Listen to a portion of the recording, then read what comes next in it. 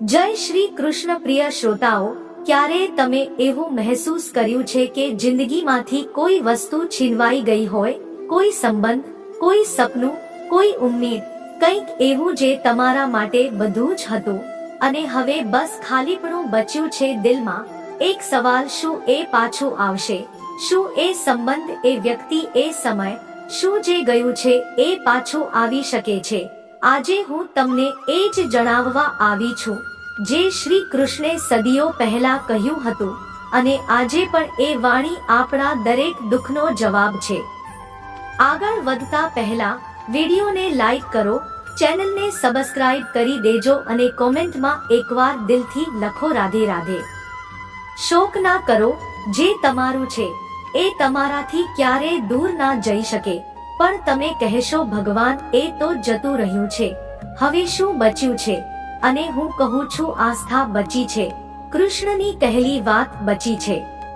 શ્રી કૃષ્ણે અર્જુનને યુદ્ધના મેદાનમાં કહ્યું હતું, જ્યારે બધું છૂટી રહ્યું હતું, જ્યારે પોતાના જ તલવાર લઈને સામે ઊભા હતા, ત્યારે કૃષ્ણે કહ્યું, જે ચાલ્યું ગયું એ નષ્ટ નથી થતું, એ ફક્ત રૂપ બદલે છે. આ માત્ર કોઈ યોદ્ધાની વાત નથી, આ તમારી, મારી, આપણા બધાની જિંદગીની વાત છે. ક્યારેક કોઈ પોતાનું આપણાથી દૂર ચાલ્યું જાય છે, મૃત્યુથી નહીં પણ મનથી. કોઈ દગો આપી દે છે, કોઈ અચાનક ચાલ્યું જાય છે, અથવા પરિસ્થિતિ એવી થઈ જાય છે કે આપણે મજબૂર થઈ જઈએ છીએ, અને ત્યારે દિલ કહે છે, ભગવાન આવું કેમ? હું તો સાચો હતો, તો પછી તે કેમ ગયો? શ્રી કૃષ્ણ જવાબ આપે છે, જે ગયો છે એ તમારી નિષ્ઠાની પરીક્ષા લેવા ગયો છે. જે વસ્તુ તમારાથી છીનવાઈ ગઈ છે એ હંમેશ માટે નથી ગઈ. ક્યારેક વસ્તુઓને થોડે દૂર જઈને તમારે જોવું પડે છે કે તમે હજી એને ચાહો છો, તમે હજી ભરોસો રાખશો. દરેક એ વસ્તુની પાછા આવવાની સંભાવના ત્યાં સુધી જીવંત છે જ્યાં સુધી તમે આશા ના છોડો. કૃષ્ણ કહે છે, જે તમારું છે એ પાછું આવશે, પરંતુ જ્યારે તમે તૈયાર થશો. હવે તમે વિચારો, શું તમે તૈયાર છો, અથવા તમે હજી પણ ભૂતકાળના દુઃખમાં ફસાયેલા છો? શ્રી કૃષ્ણ આપણને વારંવાર સમજાવે છે, જે વીતી ગયું એ વીતી ગયું, પરંતુ જે શેષ છે એ તમારા કર્મ પર નિર્ભર છે. શું તમે ક્યારેય જોયું છે, ઝાડમાંથી પાંદડા ખરે છે, પણ શું વસંત નથી આવતી? ક્યારેક સમુદ્ર પાછળ હટે છે, પણ શું લહેરો પાછી નથી આવતી? આ જીવનનો નિયમ છે. જે ગયું છે એ પાછું આવે છે, પરંતુ ત્યારે જ્યારે તમે ડરવાનું બંધ કરી દો. ક્યારેક આપણે એટલા ભાંગી પડીએ છીએ કે જે આવવાનું છે એને જોવાની તાકાત પણ નથી રહેતી. પણ યાદ રાખો, કૃષ્ણ ત્યારે પણ તમારી સાથે છે. જ્યારે તમને લાગે કે કોઈ નથી. અર્જુને પણ હાર માની લીધી હતી, તેણે ધનુષ નીચે મૂકી દીધું હતું, તેને કંઈ સૂઝતું નહોતું, પણ કૃષ્ણે હસીને કહ્યું કે તારું કામ યુદ્ધ કરવાનું છે, ફળની ચિંતા ના કર. આજે પણ તમારી જિંદગીનું યુદ્ધ એ જ છે, તમારે પોતાનું કર્મ કરતા રહેવાનું છે. સંબંધોમાં સચ્ચાઈ, કામમાં ઈમાનદારી અને મનમાં વિશ્વાસ રાખવાનો છે. ક્યારેક તમને લાગશે કે તમે ઘણું બધું ગુમાવી દીધું છે, પણ સત્ય એ છે કે તમે ફક્ત એ જ ગુમાવ્યું છે જે અત્યારે તમારા લાયક નહોતું, અથવા કદાચ તમે તેના લાયક નહોતા. પણ જ્યારે તમે તેના લાયક બની જશો, તો જે ગયું છે એ પાછું આવી જશે, વધુ પરિપક્વ થઈને અને વધુ સુંદર રૂપમાં. આ જ શ્રી કૃષ્ણનું આશ્વાસન છે. જ્યારે રૂકમિણીએ શ્રી કૃષ્ણને મનથી ચાહ્યા, ફક્ત ચાહ્યા, બોલ્યા વગર, માંગ્યા વગર, તો શું થયું? કૃષ્ણ પોતે જ તેની પાસે ચાલ્યા ગયા. તો તમે પણ જો દિલથી કોઈ વસ્તુને ચાહો છો, તો એ ચોક્કસ પાછી આવશે. પણ પહેલા પોતાને બદલો, પોતાના મનને શાંત કરો, પોતાની આત્માને શુદ્ધ કરો, અને કૃષ્ણને કહો, હે માધવ, મને તમારા પર પૂરો વિશ્વાસ છે. જે મારું છે એ પાછું આવશે. જો ના આવે તો હું સમજી જઈશ કે એ મારા જીવનની કથાનો ભાગ નહોતું. કૃષ્ણે કહ્યું છે, હું દરેક એ મનુષ્ય પાસે પાછો આવું છું જે મારામાં શ્રદ્ધા રાખે છે. તો ડરશો નહીં, જે ગયું છે એ પાછું આવશે, કદાચ આજે નહીં, પણ જે દિવસે તમે કૃષ્ણ પર ભરોસો કરવાનું શીખી જશો એ દિવસથી તમારું જીવન બદલાવવાનું શરૂ થઈ જશે. અને આ જ શરૂઆત છે આપણી યાત્રાની, જ્યાંથી આપણે શીખીએ છીએ કે ગુમાવવું એ હંમેશા અંત નથી હોતો. ક્યારેક ક્યારેક એ ફક્ત એક વળાંક હોય છે, જ્યાંથી પાછી ફરીને એ જ વસ્તુ વધુ સુંદર બનીને આવે છે. તો જેમ અમે કહ્યું, જે ગયું છે એ પાછું આવશે જ્યારે તમે તૈયાર થઈ જશો. પણ તૈયાર થવું એટલે શું? ક્યારેક ક્યારેક આપણને લાગે છે કે હું તો રોજ રડું છું, તડપું છું, યાદ કરું છું. શું આ પ્રેમ નથી? શું આનાથી વધુ કોઈ તૈયારી હોઈ શકે? પણ શ્રી કૃષ્ણ કહે છે, તમારું દુઃખ તમારી ભક્તિ નથી, તમારી શાંતિ જ તમારી સાચી શ્રદ્ધા છે. કૃષ્ણને એ ભક્ત પસંદ છે જે દુઃખમાં પણ હસી શકે છે, જે એકલા રહીને પણ પ્રેમમાં ટકી શકે છે, જે પાછું ફરવાની આશામાં જીવનથી મોઢું નથી ફેરવતા. તમે જોયું હશે, રાધા અને કૃષ્ણ એક ના થયા, પરંતુ તેમ છતાં તેમનું નામ આજે પણ સાથે લેવાય છે. કેમ? કારણ કે રાધાએ ક્યારેય કૃષ્ણને પોતાનાથી અલગ માન્યા જ નહીં.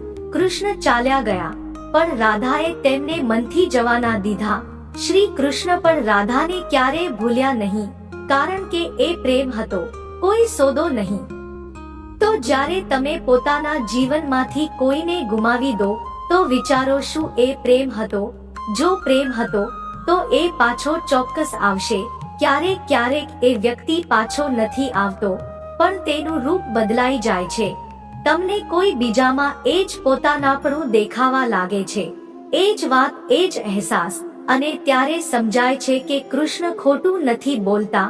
જે ગયું છે એ પાછું આવે છે, પણ એ જ રૂપમાં નહીં, એ રૂપમાં જે તમારા માટે યોગ્ય હોય. ક્યારેક તમે જૂના ઘરમાંથી જાઓ છો, પછી નવા ઘરમાં એ જ જૂની હવા મળે છે. ક્યારેક તમે એક સંબંધ ગુમાવો છો, પછી કોઈ અજાણ્યું તમને એવું જ પોતાનાપણું આપે છે. તે બધું પાછું આવે છે, ક્યારેક માણસ બનીને, ક્યારેક અનુભવ બનીને અને ક્યારેક શીખ બનીને. પણ એક વાત હંમેશા યાદ રાખજો, કોઈના પાછા ફરવાની ઉમ્મીદમાં પોતાને નાના ના બનાવતા. કૃષ્ણ ક્યારેય નથી કહેતા કે દયા કરો, પોતાના પર રડતા રહો ત્યારે હું આવીશ. તે કહે છે, પોતાને ઓળખો, પોતાની શક્તિને ઓળખો. જ્યારે તમે પોતાના પર વિશ્વાસ કરશો ત્યારે બ્રહ્માંડ પોતે તમારી ખોવાયેલી વસ્તુઓને પાછી આપશે. શું તમે ક્યારેય સૂરજને ઉદાસ થતા જોયો છે? નહીં ને, કારણ કે સૂરજ જાણે છે કે રાત આવી છે તો સવાર પણ આવશે. અને આ જ જીવન છે. જે તમારાથી દૂર ગયું છે એ ફક્ત તમારા જીવનની રાત હતા. સવાર તો નિશ્ચિત છે, કારણ કે કૃષ્ણ સ્વયં કહે છે, દરેક અંધકારમાં હું છુપાયેલો છું, દરેક સવાર મારું જ રૂપ છે. હવે અહીં એક બીજો સવાલ ઊભો થાય છે, જો જે ગયું છે એ પાછું આવે તો કેટલી રાહ જોવી, કેટલું સહન કરવું? શ્રી કૃષ્ણ કહે છે, પ્રેમમાં સમયનું કોઈ મૂલ્ય નથી હોતું. સત્ય હંમેશા પાછું આવે છે, પણ ત્યારે જ્યારે તમારું મન સ્થિર હોય અને તમે પોતાના જીવનમાં આગળ વધવા માટે તૈયાર હો. ક્યારેક ક્યારેક તમે કોઈને ખૂબ ચાહો છો, પણ એ પાછું નથી આવતું. કેમ? કારણ કે કૃષ્ણ તમને શીખવાડવા માંગે છે, પોતાને ના ભૂલો. કોઈના જવાથી તેઓ તમને તૈયાર કરી રહ્યા છે એક એવા ભવિષ્ય માટે જ્યાં જે પાછું આવશે એ ફક્ત તમને પસંદ કરવા નહીં આવે, પણ તે તમારા પ્રેમનો આદર કરવા આવશે. અને હવે હું તમને કંઈક પૂછવા માંગુ છું, શું તમે આજે પણ પોતાને અધૂરા માનો છો કોઈના જવાથી? શું તમે આજે પણ ઊભા છો એ જ વળાંક પર જ્યાં એ છૂટી ગયું? જો હા તો ઉઠો, ચાલો મારી સાથે કૃષ્ણની સાથે, કારણ કે કૃષ્ણ આપણને ફક્ત ખોવાયેલાઓને જ મળાવવા નથી આવ્યા, તેઓ આપણને પોતાના આત્મા સાથે મળાવવા આવ્યા છે. જ્યારે અર્જુને પોતાનું ધનુષ છોડી દીધું ત્યારે કૃષ્ણે તેને પોતાનો સ્વધર્મ યાદ અપાવ્યો. આજે તારો સ્વધર્મ શું છે? સંબંધોમાં સાચા રહેવું, પોતાને પ્રેમ કરવો કે જીવનમાં આગળ વધવું? કદાચ બધું જ, તો એક વચન આપો, આજથી તમે પોતાને રોકશો નહીં, કારણ કે જે તમને છોડીને ગયું છે તે એક કારણ બનીને ગયું છે કૃષ્ણને તમારી જિંદગીમાં લાવવા માટે. જ્યારે તમે કૃષ્ણમાં એકાકાર થઈ જશો ત્યારે જે પાછું આવશે એ તમારી પાસે નહીં, પરંતુ તમારી અંદર હશે. તમને શાંતિ મળશે, તમને જવાબ મળશે, તમને દિશા મળશે, અને સૌથી મહત્વની વાત, તમને ખોવાયેલું પાછું આવતું દેખાશે, ધીમે ધીમે પણ સત્ય સાથે. કારણ કે કૃષ્ણે કહ્યું છે, હું ક્યારે કોઈનો સાથ નથી છોડતો, બસ સમય આવે છે મને ઓળખવાનો. તો હવે જ્યારે આપણે અહીં સુધી આવી જ ગયા છીએ તો એક વાત બીજી કહી દઉં. તમે આજે જે વિચારી રહ્યા છો, શું એ પાછું આવશે? શું મારું સપનું, મારો પ્રેમ, મારી ખોવાયેલી વસ્તુ, શું એ ખરેખર પાછી આવશે? તો જવાબ છે હા, પણ એ ત્યારે પાછી આવશે જ્યારે તમે તેની પ્રતીક્ષામાં ખોવાઈ નહીં જાઓ, બલકે પોતાને તેનું સ્વાગત કરવા યોગ્ય બનાવશો. જુઓ, કૃષ્ણ ક્યારેય સીધો જવાબ નથી આપતા, તે સંકેત આપે છે, ક્યારેક કોઈ પરિસ્થિતિના રૂપમાં, ક્યારેક કોઈ નવા વ્યક્તિના માધ્યમથી, તો ક્યારેક એકાંતમાં એક શાંત અવાજ બનીને. શું તમે એ અવાજ સાંભળ્યો છે? ક્યારે ધ્યાનથી બેસીને મનને શાંત કરીને પોતાની અંદર ડોકિયું કરીને જુઓ, કૃષ્ણ ત્યાં જ બેઠા છે. તેઓ કહે છે, હું તારી પાસે જ છું, તારા દરેક દુઃખમાં, દરેક ઉમ્મીદમાં. તારે હવે ડરવાનું નથી, કારણ કે ડર જ સૌથી મોટો અવરોધ છે જે કોઈ વસ્તુને પાછી આવતા રોકે છે.